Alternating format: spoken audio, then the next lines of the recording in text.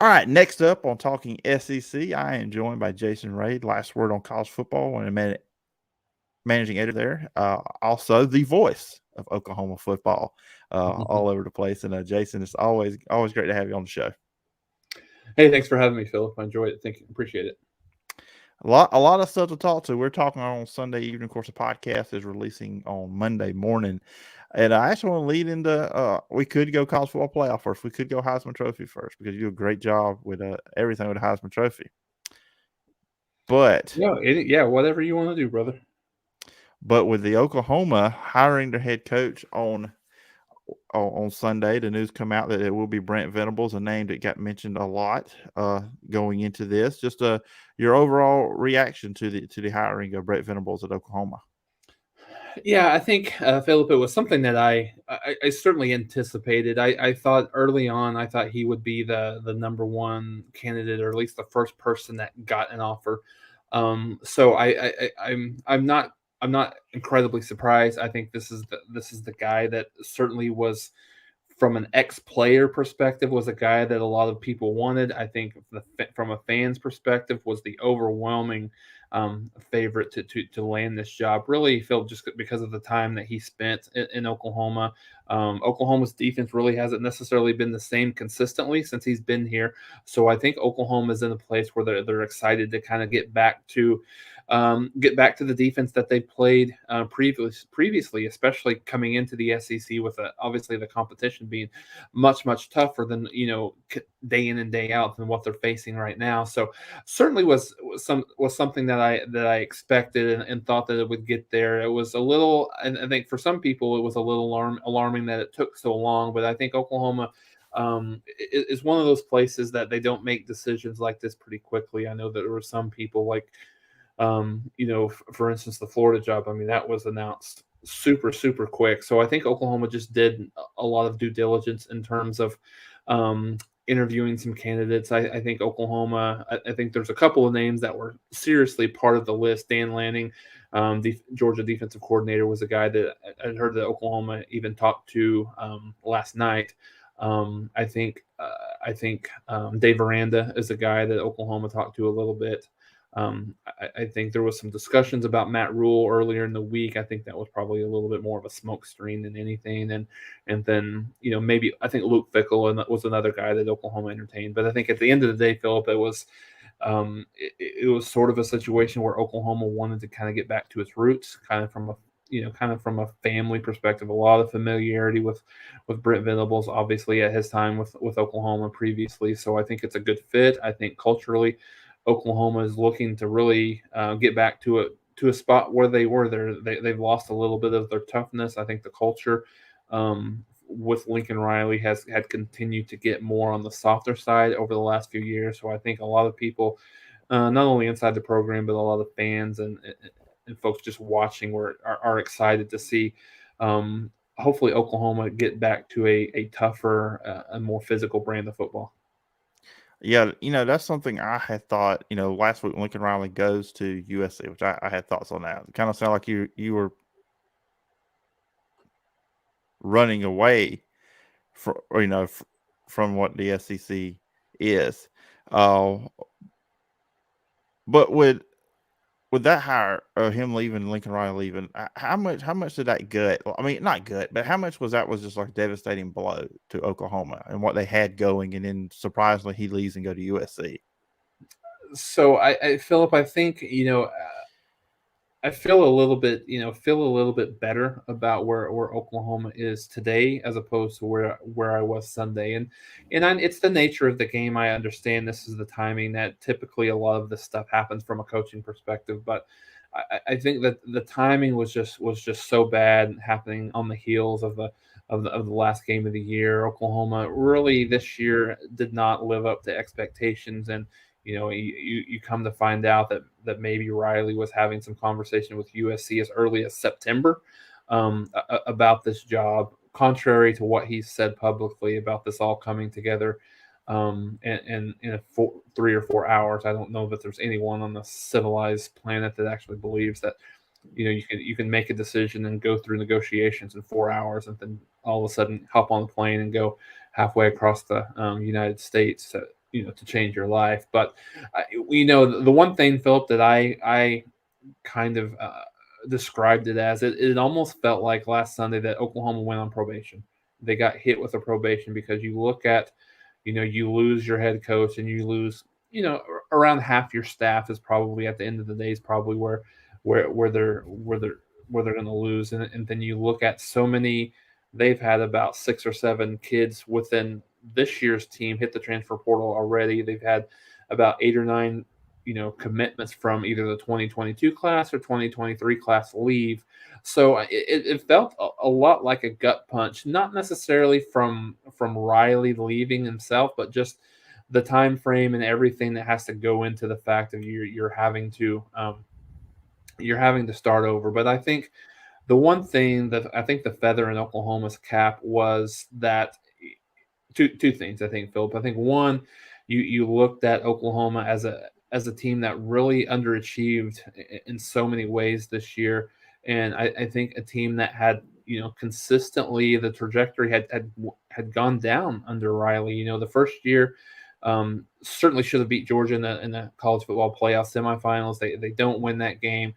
They were less competitive the year before against Alabama. They were non-competitive the year against LSU, and then last year not even making the college football playoff, and this year not even contending for a Big 12 championship. So the trajectory had kind of went down. So I think there was a little bit of disgruntlement within the program, but I think the newness had kind of worn off. So I think some people were ready for a change, but I think the timing in which it came wasn't super exciting. But I think the other thing that was really just kind of a blessing in disguise is what Bob Stoops has been able to do for this program over the years, and Mm-hmm. then being able to step in. It's very unique, what he was able to do. You've seen coaches come out of retirement. Barry Alvarez is a perfect example, who have come out of retirement or sitting in a different role within the athletic department, come in and coach a team in a bowl game. But what you're seeing Bob Stoops do over the last week, he's on the road recruiting with some of Oklahoma's existing staff, and not just locally. He's been Oklahoma, Texas. I think he's been to Arkansas. I know he's been to Las Vegas.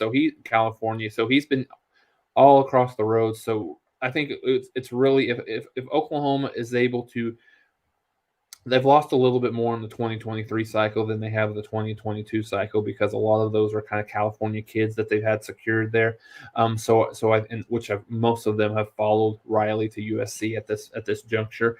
So I think if Oklahoma is able to keep some of that stability in that 2022 class, so much credit goes to Bob Stoops and what he was able to do just to kind of step in there immediately. And obviously, he's been out of the game for a few years, but still knows some of these kids, recruited some of these kids. Isaiah Thomas who's defensive lineman for Oklahoma. He was actually recruited Isaiah to Oklahoma. So some of these kids he still has relationships with. So I think it was just a blessing that Oklahoma had that opportunity for him to come in and kind of help solidify some of that recruiting with National Signing Day coming up here pretty soon. Yeah, and just how big, I mean, in recruiting, you talk about it. I mean, Caleb Williams has got to be on the top of the list, or one of the guys on top of the list too, when it comes to recruiting. Recruiting him to make sure you can keep him on campus going into next year. Absolutely, I think that's whoever the offensive coordinator is. I think that's, and even Venables to that extent. But I think that's really mission number one, right? Immediately, what can you do to secure him? I think, Philip, when this news first broke last Sunday, I was probably 60-70% sure that he was gone, just because of the relationship that he's had with Riley. He even mentioned he would come to Oklahoma, even if he had to walk on. He wanted to come to Oklahoma to be able to play for Riley. But I think some of the things that I've heard was that over the last week is that the way he left kind of rubbed Caleb a little bit the wrong way. So I think I've kind of moved over to he's already said that he plans on playing in the bowl game, and he's really kind of taking a wait and see approach with this, and really just seeing who Oklahoma hires and who the offensive coordinator is for Oklahoma just before he makes a decision. So I think I'm kind of leaning towards the other direction. But no, absolutely, I think it's critical for Oklahoma to be able to secure his future as the obviously program quarterback at Oklahoma. And I saw some reports on Sunday that said one of the guys he would go after, offensive coordinator Jeff Lebby, who's at Ole Miss right now. He coached under Heupel at UCF. And I'm going to throw this to you, but I have, my thoughts on that. I would, for me, just as if it was me, I would be a little bit concerned if I was a fan, just because he's coached under two guys that the offense really is the head coach's, not his, with Heupel and then Lane Kiffin. So if he came in, then the offense would be his because Venables is a defensive guy. Right. But with that part of it, if he became an offensive coordinator, would it concern you? And just overall thoughts on Jeff Lebby if he did become the offensive coordinator? I think that's a very interesting thought that you brought forward, Phil. But I really haven't even thought about it from that perspective. I think, I think you have a little bit of concern there, but I think what he's been able to learn and take away from those two guys, two of the best offensive minds in college football, I think help him. So, but no, I think that's a definite concern that I really hadn't even entertained, Phillip. But I think just on the chances, I think he's the overwhelming pick for Oklahoma to bring in as the offensive coordinator. He's a name that I heard last Monday as a guy that if whoever it is was going to target Lebby, I think Brian Kelly's already targeting Lebby. Lebby's being linked to the Louisiana head coaching job that I saw earlier today. So I think he's going to be one of the hottest commodities from an offensive coordinator to bring in. Obviously with the news of Joe Brady being let go in Carolina, I think there's some thoughts around him potentially coming. But I think based on the relation, Lebby went to Oklahoma, was a grad assistant at Oklahoma, is very, very close with Oklahoma tight end coach Joe John Finley. So some of the things that I've heard is he would be interested if he was offered the job, and obviously the money is right to come to Oklahoma. But I think there's a couple of other ones that that could be interested. It could be linked. I think, as I mentioned, Joe Brady's a guy. Phil Longo, the offensive coordinator at North Carolina, is another guy that's had a little bit of a relationship with Venables in the past. So I think those are the guys. But I would expect Lebby to be the number one target, and then kind of go from there. There's some baggage there. There's some people. There's some people here that's not thrilled to have Lebby based on his involvement or lack thereof with Art Briles. He's married to Art Briles' daughter, so there's some there's some thoughts, and certainly won't go into any of those details or whatever. But just the association that he had with the Baylor program and the Briles family, I think is something that's concerning. But I think as an Oklahoma fan, you probably have to trust and feel confident that the compliance department and Joe Castiglione's athletic director really did their due diligence, or are in the process of doing their due diligence before they bring someone like that into the program. And finally on the hiring of Brent Venables, and just of course, like we mentioned, Lincoln Riley leaving, and then now you look at whenever it happens in the future when Oklahoma and Texas moves to the SEC, just how big was it to get it's always important to get the right hire, without a doubt, but especially having a guy that can navigate that transition into the SEC. And really, I'll say this, and maybe people, obviously this is a podcast called Talking SEC, and I've got some SEC bias. I will never deny that. But his defenses were very SEC-like at Clemson. So a guy, that can bring that level of defense, and just, that transition from the Big 12 to the SEC, having the right guy in place when you go through that. And whenever it does happen, whenever they do officially join the SEC. Yeah, that's very interesting. So I'll answer your question just in terms of him individually, and then maybe just a staff, that might join him. So no, absolutely. And I think, the Oklahoma fans are very spoiled, maybe is the right word, or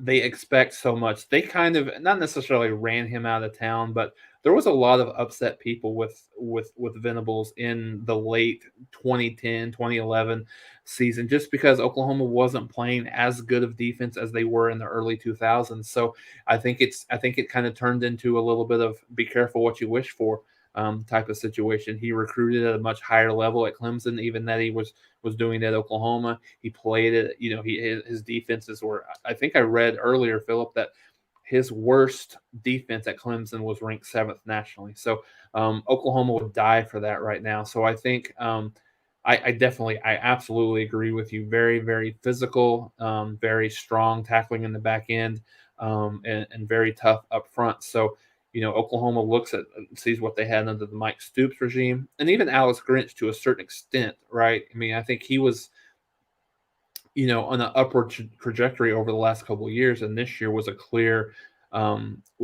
had kind of went down just in terms uh, of how Oklahoma was perceived coming into the season. I think they were a top 30 overall defensive team in 2020. Certainly, a lot of people expected Oklahoma to take that jump, maybe to be a top 15, top 20 team, and they were defensively, and they weren't anywhere near as good. So, I think bringing that toughness, bringing that mentality, I think is going to be key, and being able to change the culture, and really just from a staff perspective, Phillip, I think it's really, really important. I think it'll be very interesting to look at the mix with the staff that he brings in. I think you've got to have a little bit of a mix of current staff members. I think you're having a little bit of a mix of Brent's guys that he trusts and that he knows and he wants to be part of this program. But at the same time, to your point, I think you still need some folks that are really that can be very integral from a recruiting perspective and just from an experience perspective to usher Oklahoma into the SEC. Like Jeff Lebby's a guy. Obviously, he doesn't have a ton of experience in the SEC, but he's been he's been at Ole Miss, right? So I think there's some thoughts that that Oklahoma, from a strength and conditioning perspective, they struggled. I think there's some softness that's been there under Benny Wiley, who was previously at Texas Tech before then. So I think and this to me would be just an outstanding hire if they're able to get him. Tommy Moffitt was let go by Brian Kelly, a longtime LSU strength and conditioning coach. I think that would be big to usher Oklahoma to the SEC from a just from a physicality and a body type perspective. Really, he's a guy that has been at LSU for a long time, knows what it takes knows the type of athlete that Oklahoma needs to have to be able to compete at a high level in the SEC. So I think that'll be interesting to look and see how Oklahoma staff comes together from that perspective.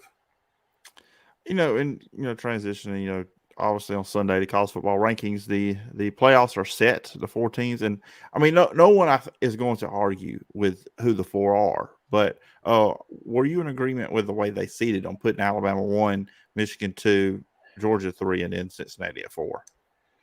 I go back and forth, Phillip. I mean, Michigan was extremely impressive last night against Iowa, and off the heels of such an impressive game that they played against Ohio State, 42-3. I mean, I think we all thought that Iowa probably wouldn't be able to keep up offensively against Michigan, but I think the way that Michigan has played and the way they beat them, you could make a statement that that they certainly could be number 1. However, when you look at Alabama, when you look at the way they beat Georgia, when you look at how great of a defense that Georgia has had all season long, I think you can probably correct me if I'm wrong. I think 17 points is the most that they've given up all year.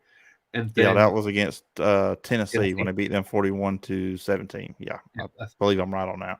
Yeah, so and that was the game that I was remembering. And Bryce Young, he carved them up, and they played at such a high level. So I don't have a huge problem with with putting Alabama number 1. I think based on that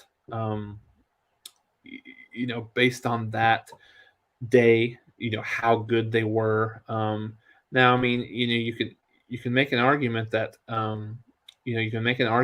if I'm sorry if I'm going to break in some old wounds here, but the way that Alabama played against Auburn offensively, and I know that it was a struggle having Jamison Williams out for majority of that game, but if Auburn has any kind of quarterback play, for the majority of that game, Alabama doesn't win that game, so they're not even really legitimately in the discussion. So you take it a little bit with a grain of salt how they kind of struggled offensively against Auburn, struggled offensively just in total against Arkansas, struggled against LSU. Whereas Michigan really hasn't struggled a lot for the totality of the season, and was so impressive in their last 2 games. But yeah, I wasn't surprised at all. I think, honestly, Phillip, you can make an argument that Alabama got there based on their previous years and resume, and just how Georgia was the overwhelming number 1 team in the country, and they just beat them very, very soundly. And gosh, I mean, if you're a Georgia fan, you're a player, you're part of that team. It's just got to be extremely demoralizing to be where they're at. This is the year. We all knew that they had an Alabama problem, but this is the year that they felt like they had better players all across the board, especially defensively. And then until they lose by 17 points. It's going to be very interesting to me to see how they bounce back after that performance. Yeah, and look, and I put it all on my social media on Saturday night. I believe these two are going to play again. There's a good chance at it because I believe Alabama. I'll go throw it out there. I believe Alabama beat Cincinnati. I think Michigan Georgia is going to be a good game, low scoring, but I feel like Georgia will find a way to win that one. But you're right, and with how Alabama was not able to protect against Auburn, 7 sacks. Bryce Young got sacked 7 times in that game, and then you thought, okay, if Auburn can get to him, Georgia should be able to as well. And Georgia didn't. He was not sacked a single time in the SEC championship game, which Alabama did a better job, quick passes. And also was going into it, Brian Robinson being banged up and Alabama's lack of depth at running back. I thought that was going to hurt Alabama as well. And defensively against, at times they have not looked great. They do look great some weeks, sometimes they're not. So that's a big reason why I went in that game thinking Georgia was going to win. And then Alabama does what they do. But I'm of the belief, and a lot of people have pushed back on me on this. Look, Georgia's only issue on Saturday was not quarterback, but I do not believe they can beat Alabama with Stetson Bennett at quarterback because the last 2 times they play Alabama last year, 41-24, kind of the same deal. He's not the kind of quarterback that can win a shootout. I think they're going to have to play JT Daniels if they play Alabama again. That's just kind of been my feelings on it. Yeah, no, I'm with you. I'm with you. Watching that game, Phillip, it was clear to me. Um, clear to me. And I've asked this question just from some of our groups at Last Word, and just kind of thinking about, is Stetson Bennett the guy? Is he good enough to lead Georgia to a national championship? And he's much improved this year, and he's played really well. But to your point, if it's a game that's a shootout, I don't know that Stetson Bennett is the guy that's going to be able to lead your team to a win. Can he score in the 30s? But that game was surprising. Coming into that game, I said if Georgia scores 24 points, I would assume they're winning the game. 24-17, 24-21, something like that. So, but yeah, no, I think it's going to be interesting. Does Kirby Smart have does he have it in him to make this change at this point in the season? At the very least, does he have the ability to pull a Nick Saban and really just pull him at halftime if he's ineffective? And but one of the things, I mean, it's kind of outside of exactly what we're talking about, but my gosh, how good is Brock Bowers? That kid is, yes, a freshman. He's going to be an outstanding tight end. He already is right now, but he's big league. So he might be their best offensive player right now. So yeah, I mean, I think it didn't go in any way that I thought it was going to go. And I was kind of, I don't have a dog in the fight anymore, so I was kind of rooting for a little bit of chaos. And Phillip, I don't know about you, what I was wanting to see here is, it's in whatever scenario it happened, I wanted to see a situation where Notre Dame would make the playoffs and Brian Kelly obviously leads the team that has a chance to win a national championship, and Marcus Freeman has never been a head coach in his life, and his first game as head coach is playing either Georgia or Alabama, whoever it would be in a playoff game. I thought that would be a very interesting story, but ends up being we didn't really have a whole lot of drama. It was kind of what we outside of Oklahoma State losing, I think it was a lot of what we I mean, everything kind of worked out the way, I think, that the way that we thought it would if Alabama was to win that game. And I'll close up the playoff discussion on this. I think it would have been an interesting conversation had Georgia won the game, but very, very close, and we still get the results we get, I think there would have been a conversation. People would have had a debate: 2-loss Alabama or 1-loss Notre Dame, because Notre Dame's 1 loss, of course, is in Cincinnati. Mhm. Outside of that, their schedule don't look great. Alabama, the same way, they won some very close games against some teams you would think on paper they should have blown out. But I think that would have been intriguing too as well. The argument or discussion between 1-loss Notre Dame and 2-loss Alabama. Yeah, no, I agree completely, and I think this is a discussion that my father and I were in. So, what's your criteria for the Final Four here? The four, is it the four best teams that you think is on the field, or is it the four best teams on paper? So when you take Cincinnati for an example, if they played if they played on a neutral field against Utah, if they played on a neutral field against Ohio State, if they played on a neutral field, and maybe even against Notre Dame again, who would win those games? I think a lot of us probably think that Cincinnati probably loses at least two of the three of those games. But at the same time, the games on the field have to matter, and part of it has to go the when you have this group of five versus a Power Five conversation. When you look at teams like Ohio State, I mean, in any level, like an SEC, Big Ten, Big 12, whatever, you see these teams that have, at the very least, they're playing 8 or 9 P5 schools in the course of the year, and then you have Cincinnati. They only have 2 games. So, I mean, I think the perfect solution for something like that is, we get an expansion, right? So that's not necessarily a conversation. It's something, that happens on the field. But I think that's just something that I've always thought about. Just what's the criteria? But I mean, I think you have to go with what they did, and there wasn't much decision to be had. But I think, to your point, Phillip, that would have been interesting on what that looks like in Alabama versus a Cincinnati versus a Notre Dame, even versus an Ohio State to that extent. Yeah, then finally, of course, over at Last Word, you hit up our Heisman, weekly Heisman rankings we do every week on there. And going to the weekend, really most of the year, it kind of felt like there was not a clear-cut favorite. And usually before this time of year, kind of idea, okay, who's that guy, or maybe one or two guy. But and I had some probably out there rankings on mine last week. I think I had 3 defensive players on my vote. But anyways, it got to pretty much feel like Bryce Young locked it up on Saturday with his performance against Georgia. 26-44, 3 touchdowns, 421. He had the 1 rushing touchdown. You kind of feel like he's kind of wrapped it up now, right? Yeah, I think he did, Phillip. I think to your point about the defensive side, there's not been anyone that has really solidified themselves. I think C.J. Stroud had an outstanding game against Michigan State. He threw 6 touchdowns, I believe, just one half a play. Bryce Young, the same day, had over 500 yards against Arkansas, threw 5 touchdowns. So both of those had the closest to a Heisman moment that anyone has had this year. But then you've got 3 defensive players, to your point, that were right there that I think could have had an opportunity to, kind of enter themselves into this conversation. When you talk about Jordan Davis from Georgia, when you talk about Aiden Hutchinson from Michigan, and then certainly Alabama kid Will, what's the last name? Oh, Will Anderson. Anderson, yeah, that's what I thought. I was second guessing myself. So those 3, I think Will Anderson set the FBS record for most tackles for loss in one season.